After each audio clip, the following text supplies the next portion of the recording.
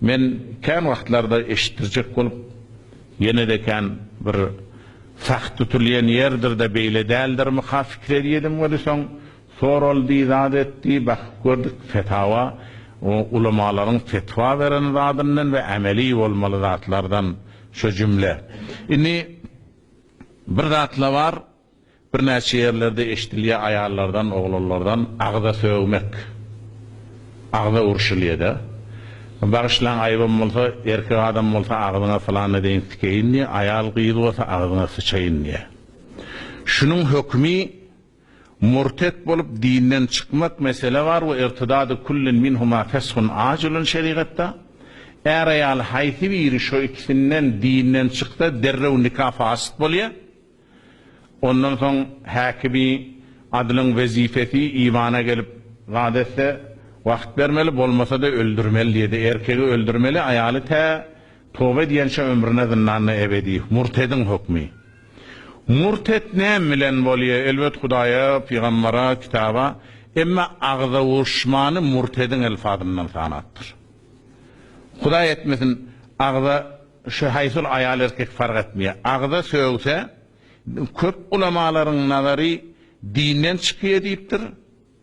O adamın haca giden olsa hacı fasit bolýar, yamışkan hac etmeli ve nikahının hükman täzelemeli. Lienne femil mu'min mawdu'l iman ve'l Kur'an. Näme üçin beýle bolýar? Mu'minin agzy iman we Kur'anyň jaýy. Musulmana iman we Kur'an ýani la ilahe illallah ya eşhedü en la şu agzydan aýdylýar. İmanyň mahalli ve Kur'anyň mahalli. Başga Kur'an okumasa da namaz okanny elhamdülillah okuýar ki.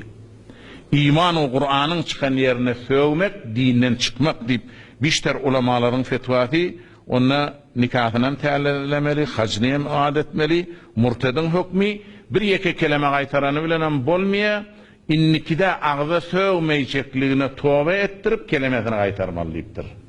İnne asanterin fetva şu varken kitaplar aktardım. Ömelerde Şeyh'inin kavli diyana Hazreti İmam Azam bilen Ebu Yusuf son zamanan adamları kafir deyip hükmetsek Müslüman ağır kalacak, heyvereyeme deyip yöne ayalı haram olmakına yol tapmadılar, ayalı haram oluyor, hükman nikahını täzelemeli ve günah-ı kebire.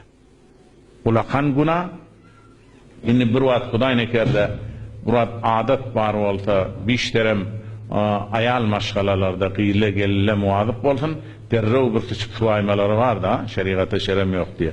Ol antarça dilde dime antar emme dinden çıkıp ondan erlere möğüllerine haram uğurluyor. Ve erkek adamlayım şohilette ol mümkün şohile olsa Huday etmesin özümüz duyman kalsak necire olanını ve beyiştin kararına mürk etmetele.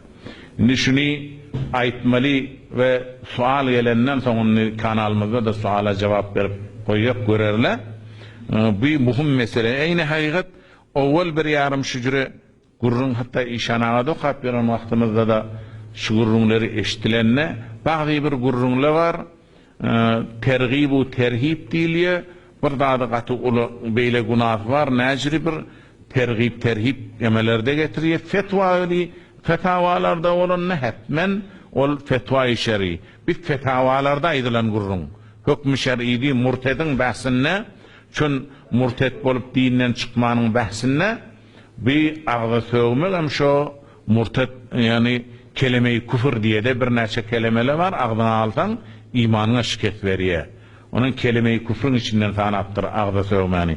Ve teyvere muvazık olmalı Huday nekerde tövbe edip kelimeni kaytarsa hala namaz ruhzatı iş olmadı hem hacı hükmanı iş oluyor deyiptir.